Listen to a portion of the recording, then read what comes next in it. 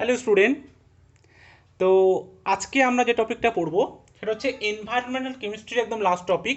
সেটা হচ্ছে মাটি দূষণ, যেটাকে আমরা বলি সয়েল পলিউশন। ঠিক আছে, দেখো, সয়েল পলিউশনে আমরা কিভাবে হয় প্রথমে দেখবো যে সয়েল পলিউশন কেন হয় বা কিভাবে ঘটে। দেখো, যেহেতু আমাদের দেশটা কৃষিজ নির্ভর দেশ মেইনলি, ঠিক আছে, মেনলি বলছি আমি, ঠিক আছে, যেহেতু কৃষি নির্ভর দেশ, তো সেখানে আমাদের কৃষি কাজের উপর কিন্তু প্রায়োরিটিটা একটু বেশি দেওয়া হয়।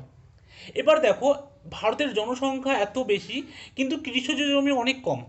এবার কি হবে, আমাদেরকে সেই অনুপাতে খাদ্য উৎপাদন বাড়ানোর জন্য আমাদের কিন্তু উন্নত মানের বিভিন্ন রাসায়নিক সার ইউজ করছি, বা বিভিন্ন পেস্টিসাইড ইনসেকটিসাইড ইউজ করছি যাতে ফসলগুলো নষ্ট না হয়, আরও ভালোভাবে হয় তার জন্য। এইবার যে এই ইনসেকটিসাইড বা এই পেস্টিসাইড ইউজ করছি বা হার্বিসাইডস যেগুলো ইউজ করছি, এইগুলোই কিন্তু আমাদের মৃত্তিকা দূষণ ঘটাচ্ছে পরোক্ষে। ঠিক আছে, কিংবা আমি বলবো, দেখো, যে সমস্ত জীবজ অণু আমাদের মাটিতে থাকে, যারা মাটির উর্বরতা শক্তি বাড়ায়, তাদেরকে কিন্তু মেরে ফেলছে।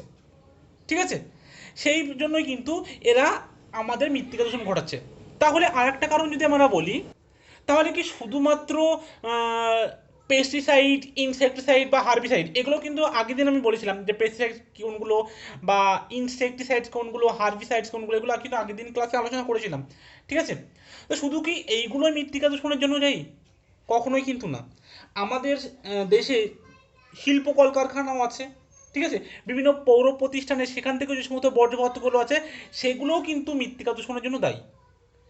এবার দেখো, এই সমস্ত দূষক মানে শিল্প কলকারখানা থেকে বলো বা বিভিন্ন পেস্টিসাইড ইনসেক্টিসাইড বলো, এই জিনিসগুলো যখন মাটিতে মিশে মাটির গুণমানকে নষ্ট করে দেবে এবং জীবের স্বাস্থ্যহানি ঘটাবে, তখন সেই মাটিকে আমরা বলবো না যে মাটিটা দূষিত হয়েছে। বোঝা গেল? তাহলে আমাদের, দেখো, মাটি দূষণ কি কি থেকে হচ্ছে। এক নম্বর হচ্ছে, দেখো, কৃষিজ উৎপাদন থেকে। ঠিক আছে, মানে যে সে কৃষিজ যে সার আছে, সার, কীটনাশক, আগাছানাশক, ঠিক আছে।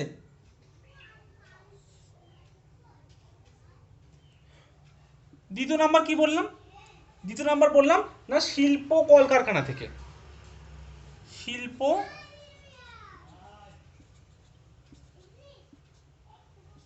কারখানার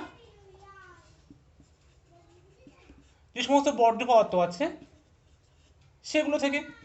ঠিক আছে, তিন নম্বর আমরা কি বলতে পারি, না পৌর প্রতিষ্ঠানের বর্জ্য দ্বারা। বিভিন্ন যে পৌর প্রতিষ্ঠান থাকে সেখানকার বিভিন্ন বর্জ্য পদার্থ, ঠিক আছে, পৌর বর্জ্য।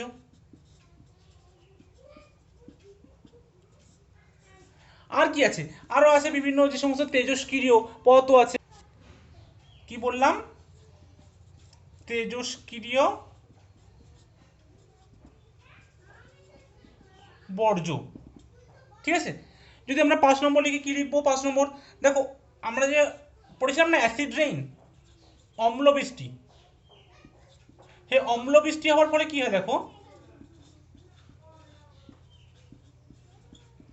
মাটি মানে মাটির যে অম্লতা সেটা বেড়ে যায়। ফলে কি হবে, তাহলে ফসল উৎপাদন কমে যাবে। ঠিক আছে, মাটির উর্বরতা শক্তি নষ্ট হয়ে যাবে। এর এই যে মেইন 5টা কারণ, এই 5টা কিন্তু এই মৃত্তিকা দূষণ বা সয়েল প্রদূষণের জন্য মেইনলি দায়ী। বোঝা গেল? এবার দেখো, আমরা এই সমস্ত দূষণকে কিভাবে রোধ করতে পারবো। ঠিক আছে, দেখো, আমাদেরকে মৃত্তিকা দূষণ বা আমরা অন্যান্য যে সমস্ত দূষণ করলাম তাদেরকে রোধ করার জন্য আমরা যে সমস্ত জিনিসগুলো ইউজ করি সেই সমস্ত জিনিসগুলো কি করতে হবে, একটা নির্দিষ্ট স্থানে, ঠিক আছে,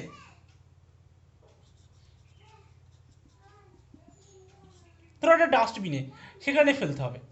ঠিক আছে, যেটা কিনা আবার কোনো সরকারি তরফ থেকে বা পৌরসভা এলাকায় যেমন গাড়ি চলে আসে, নিয়ে সেটা নিয়ে চলে যায়, নিয়ে সেটাকে আমাদের পুনর্ব্যবহারযোগ্য বা একরকম দেখবে ওটাকে বিশ্লিষ্ট করে দেয়। ঠিক আছে, মানে আমরা যত্রতত্র যে কোনো জিনিস ফেলবো না। ঠিক আছে, তাহলে কি হবে, তাহলে কিন্তু মৃত্তিকা দূষণটা রোধ করা যাবে। বা যে সমস্ত জিনিসগুলো আছে সেই জিনিসগুলো কি করবো, আমরা বিভিন্ন রকম প্রক্রিয়াকরণের মাধ্যমে পুনর্ব্যবহারযোগ্য করে তুলব। আর কি আছে, আমরা যে সমস্ত রাসায়নিক সার ইউজ করি তার বদলে আমাদেরকে বিভিন্ন জৈব সার ইউজ করতে হবে। বা ভূমিক্ষয় রোধ করার জন্য বেশি বেশি করে গাছপালা লাগাতে হবে। ঠিক আছে, এইগুলো কিন্তু আমাদেরকে করতে হবে। বা এমন কোনো জিনিস আমাদেরকে তৈরি হতে হবে, যেমন ধরো প্লাস্টিক, তাই তো?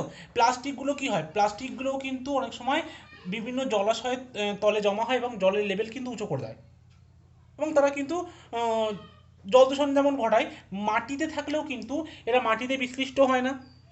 ঠিক আছে, ফলে এরাও কিন্তু মাটির দূষণ ঘটায়। তাই জন্য আমাদেরকে এমন কোনো জিনিস বানাতে হবে, এমন জিনিস যেগুলোকে আমরা রিউজ করতে পারবো বা রিসাইক্লিং করতে পারবো।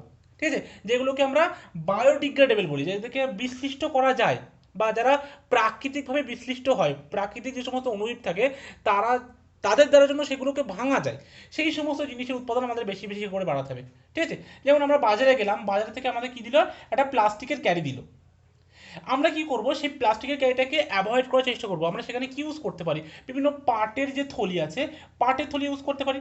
পাটের থলি আমরা যদি ফেলে দিই মাটিতে, সেটা কিন্তু কিছুদিন পরে আবার প্রাকৃতিক যে বিভিন্ন অণুজীব আছে, সেই সমস্ত মাইক্রো অর্গানিজম দ্বারা কিন্তু সেগুলো বিশ্লিষ্ট হয়ে সেগুলো কিন্তু মাটির সাথে মিশে যাবে।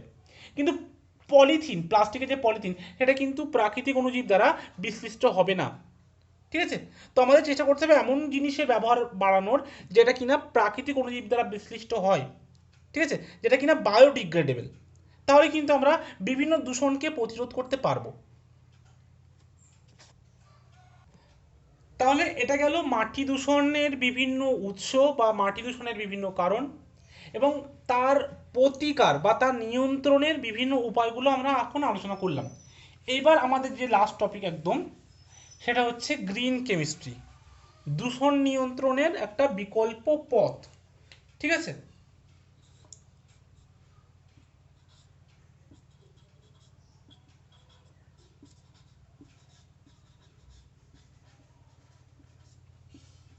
গ্রিন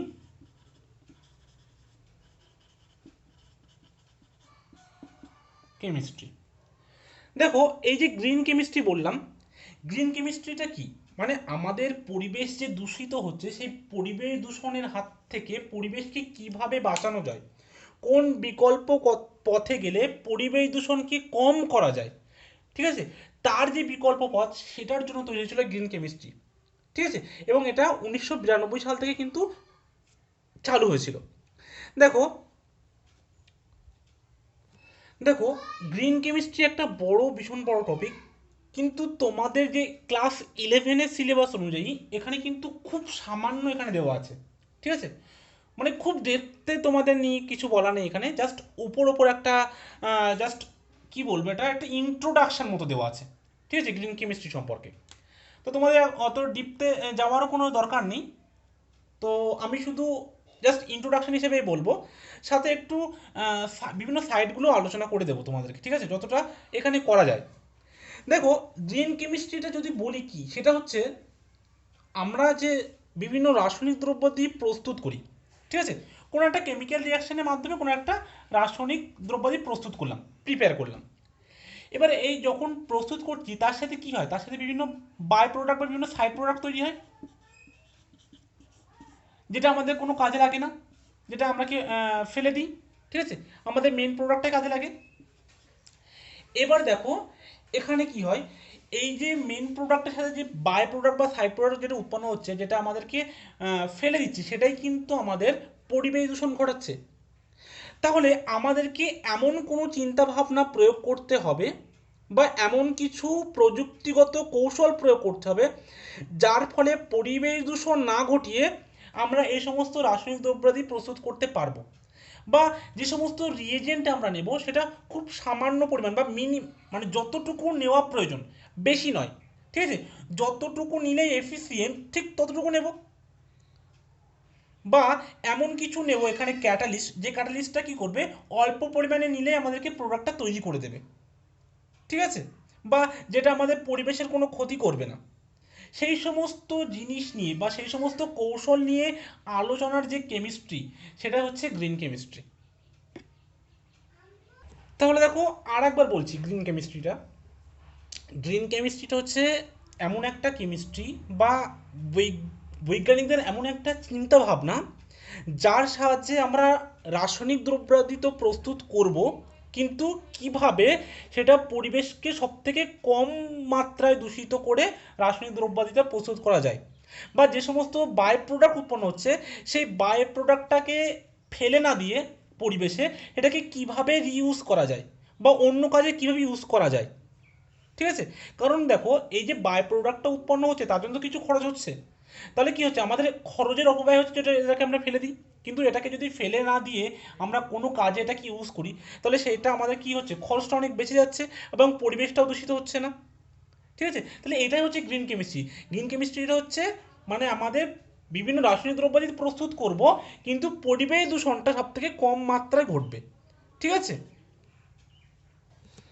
দেখো এবার আমরা পড়ব গ্রিন কেমিস্ট্রির প্রয়োগ। ঠিক আছে, কি পড়বো আমরা, গ্রিন কেমিস্ট্রির প্রয়োগ।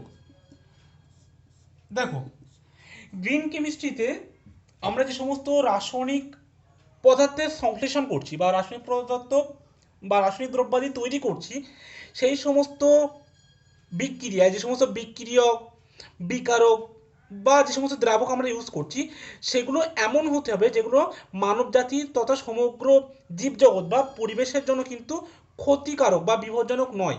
এরকম বিকারক বা এরকম দ্রাবক বা এরকম বিক্রিয়ক আমরা কিন্তু ইউজ করব। ঠিক আছে, বা বিক্রিয়ক আর বিকারকগুলো এমন মানে পরিমাণ নিতে হবে যাতে কম পরিমাণে বর্জ্য কিন্তু এখানে সৃষ্টি হবে, বা দেখতে হবে যে বিক্রিয়ক বা যে বিকারকগুলো সেখান থেকে সম্পূর্ণরূপে বিক্রিয়াজাত পদার্থ উৎপন্ন হয়, কোনো যেন বাই প্রোডাক্ট তৈরি না হয়। ঠিক আছে, এই দিকগুলো কিন্তু আমাদেরকে লক্ষ্য রাখতে হবে।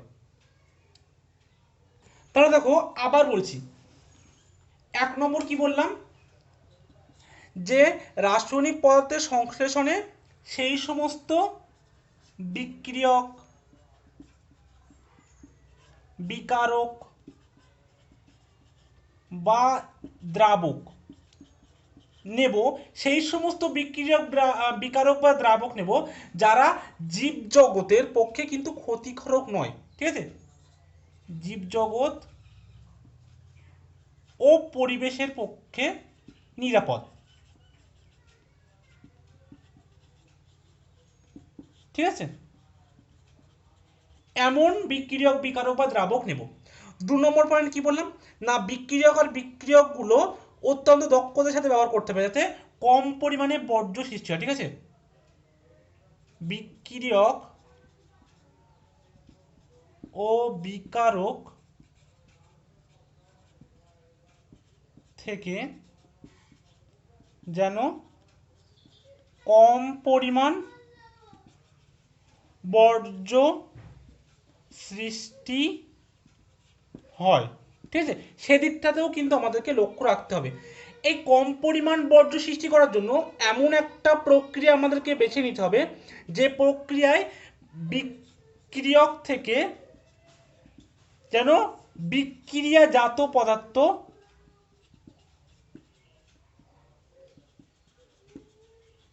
উৎপন্ন হয়। ঠিক আছে, কোন রূপ, যেমন ধরো সম্পূর্ণরূপে, মানে এখান থেকে বিক্রিয়কটা সম্পূর্ণরূপে বিক্রিয়াজাত পদার্থের জন্য রূপান্তরিত হয়, কোনো যেন বাই প্রোডাক্ট তৈরি না হয়। ঠিক আছে, তো এই 3টে পয়েন্ট কিন্তু একটু মনে রাখবে। এটা হচ্ছে গ্রিন কেমিস্ট্রি প্রয়োগ। এবার আমরা পড়বো গ্রিন কেমিস্ট্রির অবদান। দেখো এবার আমরা পড়বো গ্রিন কেমিস্ট্রির অবদান সম্পর্কে।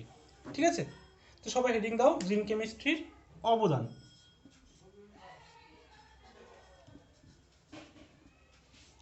Green chemistry in day to day life, কোন কোন কাজ ইউজ হয়।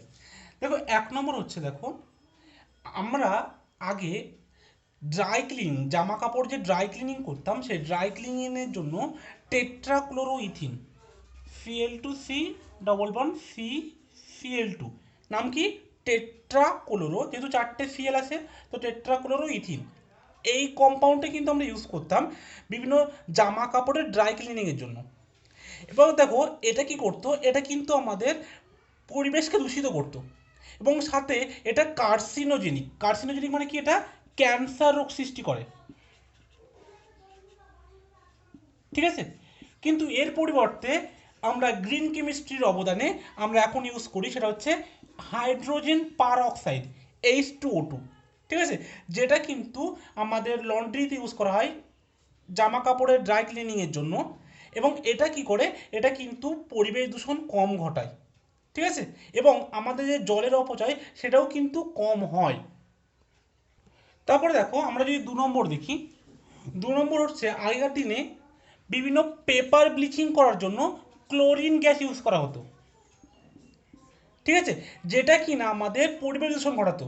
কিন্তু এখন বর্তমানে সেই ক্লোরিন গ্যাসের পরিবর্তে আমরা H2O2 ইউজ করি, যেটা কিন্তু পরিবেশ দূষণ কম ঘটায়। 3 নম্বর কি, 3 নম্বর হচ্ছে আমরা যে বিভিন্ন রাসায়নিক পদার্থ সংশ্লেষণ করি, ঠিক আছে, রাসায়নিক পদার্থ সংশ্লেষণ। দেখো এখন আমরা জলীয় দ্রবণে বিভিন্ন আয়নীয় অনুঘটক যেমন PD2 আছে, বা আমরা এখানে কপার 2 ইউজ করি, কি না ইথিলিন CH2 ইথিলিন, অক্সিজেনের প্রেজেন্সে আমরা কিন্তু ইথানল এক স্টেপে প্রস্তুত করি, যেখানে কিন্তু কোনো বাই প্রোডাক্ট উৎপন্ন হয় না এবং পরিবেশ দূষণও কিন্তু অনেক কম হয়, ঠিক আছে, এটাও কিন্তু আমাদের একটা গ্রিন কেমিস্ট্রির অবদান। এছাড়া দেখো আমাদের আরও আছে সনোকেমিস্ট্রি। সনোকেমিস্ট্রি সবাই জানো যে বিভিন্ন শব্দের মাধ্যমে, শব্দ ব্যবহার করে, ঠিক আছে, শব্দ তরঙ্গ ব্যবহার করেও কিন্তু কিছু কিছু রাসায়নিক বিক্রিয়া ঘটানো সম্ভব হয়েছে, এগুলোকে আমরা সনোকেমিস্ট্রি বলি। তাহলে আজকে এই পর্যন্ত থাকলো, এবং আমরা এখানেই কিন্তু এনভায়রনমেন্টাল কেমিস্ট্রির পুরো একদম শেষ করে দিলাম, ঠিক আছে, আজকে এখানেই শেষ হলো। নেক্সট ক্লাসে আমরা অন্য একটা ইউনিট আলোচনা করব। তো আজকে এই পর্যন্ত থাকলো।